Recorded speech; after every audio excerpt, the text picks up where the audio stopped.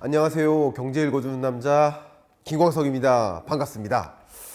자, 얼마 전까지만 해도 세계 경제는 이름하여 대봉쇄, 팬데믹 경제 충격이라고 볼 수 있겠죠. 이제 바운싱 백, 이제 코로나19 충격으로부터 급격히 반등하는 또 펜트업 디맨드와 같은 보복적 수요가 일어나는 그런 경제, 전혀 달라지는 경제, 팬데믹에서 엔데믹 경제로의 전환이 일어나고 있다. 그런 와중에 역시 러시아의 우크라이나 침공, 이것으로 인해서 또 미국, EU는 러시아에 대한 경제 제재를 가동하고, 그것은 또 다른 에너지를 비롯한 여러 원자재 가격을 급등시키는 인플레이션을 만들었다. 22년 상반기는 어떻게 보면 인플레이션의 시대, 결국 코로나19 충격으로부터 극복하기 위해서 제로금리를 도입했고, 그것으로 인해서 경기는 나름 회복됐지만 인플레이션이 야기됐습니다. 거기에 엎친 데 덮친 격으로 러시아 우크라이나 전쟁이 발발했고, 그것은 어떻게 보면 물가가 상승하는 그 기조 속에서 기름 붓는 역할을 했죠. 근데 이제는 이 높은 물가를 잡기 위해서, 경제 충격을 잡기 위해서 제로금리를 도입했다면, 높은 물가를 잡기 위해서 또 높은 금리를 도입하는, 이제 금리를 인상하는 시대, 고금리 시대로의 전환, 긴축의 시대로의 전환이 시작된 거죠. 22년 하반기는 결국 인플레이션과 고금리의 시대, 이렇게 두 가지로 요약할 수 있을 것 같습니다. 매년 이렇게 경제전망서를 발간하고 있고, 또 최근에 발행한 이 긴축의 시대라는 이 책에서는 22년 하반기를 좀 조망하면서 정말 인플레이션 쇼크와 금리의 역습, 어떤 이 경제 여건의 변화, 또 여러 자산 시장이죠. 부동산, 주식, 그 밖에 여러 자산 시장에 어떤 변화가 있을 것이며, 그것이 어떻게 돈의 이동을 가져올 것인지 설명을 해 봤는데요. 그 중에 일부를 여러분께 소개해 드려볼까 합니다. 자, 첫 번째, 엔데믹 그리고 전쟁 22년 경제 동향을 살펴보도록 하겠습니다. 보시는 것처럼 개도국들은요, 코로나19 이전 수준의 모습으로 돌아가지 못하고 있죠. 이 점선은 코로나19 이전의 시나리오입니다. 개도국이 실선은 그 이전 수준으로 돌아가지 못하고 오히려 좀 벌어져만 가고 있죠. 근데 선진국들은 말이죠, 코로나19 이전 수준을 향해서 어쨌든 거리를 좁혀서 돌아가고 있습니다. 그런데 말이죠, 원래 전쟁이 발생하기 전까지만 해도 22년 연중에 선진국들이 코로나19 이전 수준으로 돌아갈 것으로 보고 있었는데, 이것이 지연된 거죠. 그래서 이 경로라고 한다면 23년이 되어서야 코로나19 이전 수준으로 돌아가는 거죠. 그러니까 엔데믹 경제, 어떻게 보면 코로나19 이전 수준의 경제로 경제 규모 면에서 돌아가는 과정이지만, 전쟁이 발생해서 이것을 더 더디게 만들었다, 회복을 더디게 만들었다라는 것이고, 개도국들은 아예 기존 경로로 돌아가지 못하는, 아예 더 벌어지는 그런 경제로 우리를 치닫게 만들었다. 22년 경제의 주된 흐름이 이렇게 되겠죠. 그러면서 22년 2분기부터 있을 가장 중요한 현안은 바로 긴축의 시대라는 거죠. 한번 잠깐 제가 여러 차례 보여드렸지만 다시 한번 보여드리겠습니다. 2008년 글로벌 금융위기 때 경제 위기를 만났던 미국은 경제를 극복하기 위해서, 경제 충격을 극복하기 위해서, 경기를 부양시키는 데 집중하기 위해서 제로금리를 도입했던 거죠. 이게 뭡니까? 완화의 시대였던 거죠. 그리고 2015년 12월부터 이제 미국 경제가 금융위기 이전 수준으로 돌아가는구나, 이제 금리 정상화해도 되겠구나 하면서 2015년 12월, 16년 12월, 17년에 3차례, 18년에 4차례 금리를 인상하는 시대, 이 시대가 뭡니까? 긴축의 시대였던 거예요. 그리고 역시 2020년 팬데믹 경제 위기를 만나면서 미국은 경제 위기를 극복하기 위해서 제로금리를 도입했었습니다. 또 역시 완화의 시대가 시작된 것이고요. 이제 2022년 하반기는 본격적으로 금리를 인상하는 시대, 다시 긴축의 시대에 진입한다. 전혀 달라진다는 거죠. 완화의 시대일 때의 투자하는 방식과 긴축의 시대일 때의 투자하는 방식은 전혀 달라져야 되겠다. 완화의 시대일 때의 기업 경영 방식과 긴축의 시대일 때의 기업 경영 방식은 전혀 달라져야 되겠다. 제가 여러 이제 핵인싸라고 하죠. 핵인싸 분들을 만나 뵈면서 여러 가지 이야기를 나누는데 그런 분들에 대한 댓글을 보면서 되게 공감을 가졌던 그런 댓글이 있었습니다. 그 어떤 특정 인물을 제가 비방하기 위해서 말씀드리는 것은 아닙니다. 오해하지 말아 주시고요. 아니, 그 사람은 금리 떨어질 때, 환율 떨어질 때 주식 담으라고 했으면서 금리 올라가고 환율 올라가는데 왜 역시 주식 담으라고 하느냐? 이상하지 않습니까? 그러니까 주식을 담아야 되는 이유가 금리 인하고 주식 담아야 되는 이유가 환율 하락인데 근데 또 왜 금리 올라가고 환율 올라가는데 여전히 주식 담으라고 하느냐? 굉장히 공감이 가는 그런 댓글이었었어요. 그래서 저는 항상 얘기를 하죠. 이제 현금 보유 비중을 늘려라. 금리가 하락할 때는 돈의 가치가 떨어지고 자산 가치가 폭등하는 시대였다. 그럼 22년 하반기는 돈의 가치가 올라가고 자산 가치가 하방 압력을 받는 시대. 그러면 현금 보유 비중을 여러분의 포트폴리오 상에서 늘려나가는 노력, 적어도 23년 중반까지는 그런 노력이 적절하지 않을까라는 의견을 계속 제가 채널을 통해서 드려왔었죠. 자, 그런 것들도 한번 살펴보시면 도움이 되겠습니다. 자, 이름하여 초인플레이션 시대, 초인플레이션 압력입니다.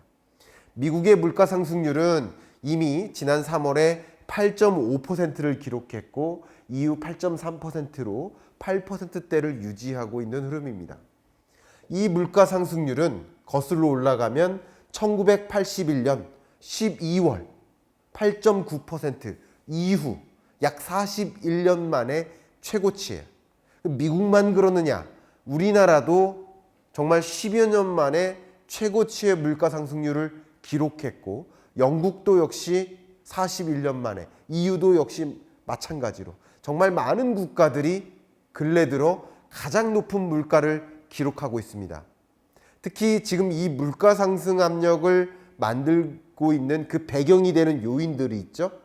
예를 들어 원자재 가격이 폭등하고 공급망 병목 현상이 있다든가 또 러시아 우크라이나 전쟁, 또 IPEF로 인한 또 글로벌 소싱에 불가능한 그런 환경 만들어지는 것, 이런 여러 가지 요인들이 있는데 이런 것들이 더 부정적으로 작용할 경우 이런 인플레이션 압력은 기존의 오일 쇼크 시대 1980년대 초반 그때의 오일 쇼크 시대의 물가로 다시 돌아갈 수 있습니다. 굉장히 큰 충격이죠.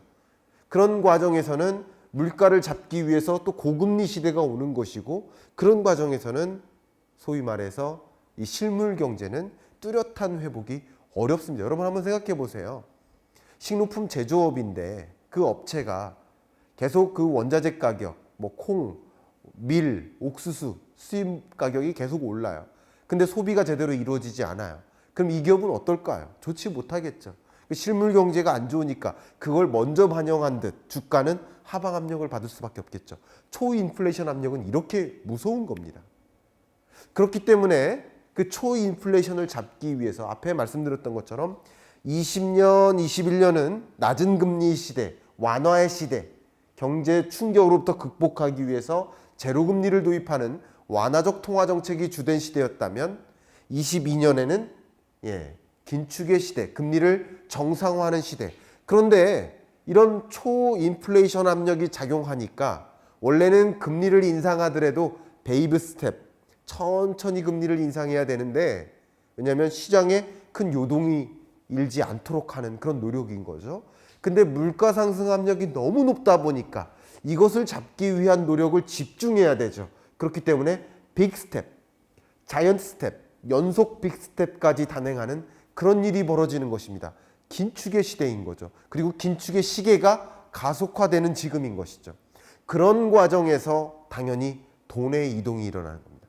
근데 돈의 이동이 일어나는 것은 첫 번째, 세계적으로 모든 국가가 물가 상승 압력에 고통을 겪고 있기 때문에 그 물가를 잡기 위한 뭐 수출이나 재정적인 그런 정책도 집중이 되겠지만 통화정책 관점에서도 역시 물가를 잡기 위해서 금리를 더 가파르게 인상하는 시대.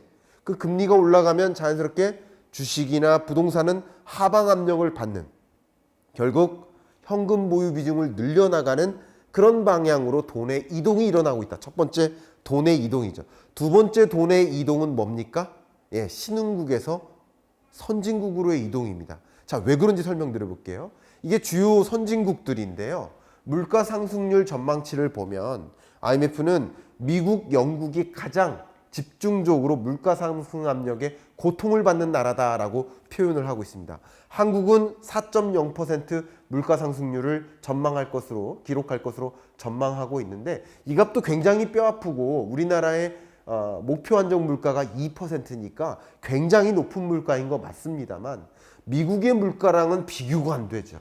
그리고 미국 물가 상승률은 약 8%라고 하더라도 그대로 비교하면 안 됩니다. 미국의 8%는 우리나라로 그대로 가져오면 대략 한 15%의 느낌이에요. 굉장히 높은 물가예요.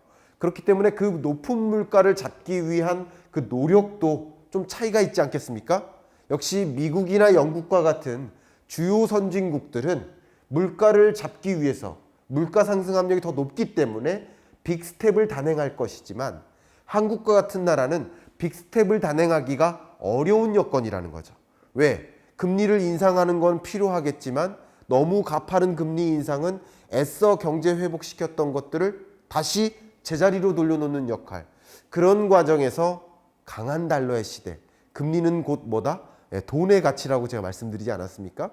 그럼 돈의 가치, 미국 돈의 가치가 강해지니까 자연스럽게 상대적으로 한국 돈의 가치는 약한 것이고요. 그렇기 때문에 강달러 시대는 계속 유지될 수밖에 없겠다. 그러면 강한 달러의 시대 속에서는 외국인 투자 자금이 한국에 투자한들, 신흥국에 투자한들, 그 돈 달러로 바꾸면 얼마 안 될 테니까 당연히 그 돈을 거기다 묶어두지 않고 그 돈을 선진국으로 이동시켜주는, 결국 현금성 자산으로 돈의 이동이 일고요. 두 번째는 신흥국에서 선진국으로의 이동, 이 두 가지 돈의 대이동이 있다는 것이죠. 실제 돈의 이동이 어떻게 될지를 한번 보겠습니다. 기본적으로 신흥국 돈에서 선진국 돈으로의 이동이 있고요. 상대적으로 주가나 집값은 하방 압력을 받고 있기 때문에 현금성 자산으로 몰리는데, 그 현금성 자산 중에서도 원화를 비롯한 신흥국 자산, 그러니까 우리나라가 선진국 범주에 있는 거 맞습니다만 자산시장이라는 관점에서는 여전히 개도국, 신흥개도국 범주에 있기 때문에 그렇게 표현을 하는 겁니다. 자, 그래서 미국과 같은 주요 선진국으로의 돈의 이동이 있습니다. 그럼 상대적으로 한국 주식은 박스권에서 벗어나기가 어려운 국면이라는 거죠. 제가 누차 그렇게 말씀드리지만 이렇게 돈의 대이동이 있을 때는 누군가 거스를래야 거스를 수 없는 그런 흐름을 우리는 맞닥뜨리게 된다. 마치 대홍수가 일고요. 엄청나게 장대비, 소나기비가 내리고 있는데 굳이 우산 쓰고 나가서 어떤 좋은 종목을 찾아서 떠나면 좋은 종목을 발견할 수 있을까요? 다 같이 그 비에 젖는 겁니다. 그죠? 그런 흐름이다라고 생각을 하시면 좋겠습니다. 돈의 대이동이 있죠. 그런데 제가 누차 계속 말씀드린 게 뭡니까? 이런 인플레이션 시대, 그리고 고금리 시대에는 현금 보유 비중을 늘리고, 인플레이션 시대니까 인플레이션에 투자하라. 인플레이션이 야기된 그 근거가 뭡니까? 구리. 제가 22년 경제 전망에도 구리에 투자하라고 하지 않았습니까?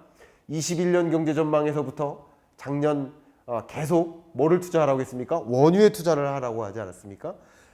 이 철, 비철 금속, 또 에너지 원자재, 식료품 원자재, 결국 이런 원자재 가격이 급격히 솟음에 따라서 인플레이션 압력이 계속 작용하고 있기 때문에, 그러면 우리가 굳이 투자를 해야 된다면, 그렇죠, 주식보다는 또 부동산보다는 현금성 자산, 그리고 현금성 자산의 일부는 역시 원자재에 투자하는 방식, 이런 식으로 투자를 의사결정을 해 나가신다면 돈의 이동의 흐름에 맞게 투자하는 것이니까 어떤 종목을 사야 되는지 고민할 필요 없이 자연스럽게 투자 의사결정하는데 잃지 않는 투자를 할 수 있다는 것이죠. 돈의 대이동을 읽어 나가셨으면 좋겠습니다.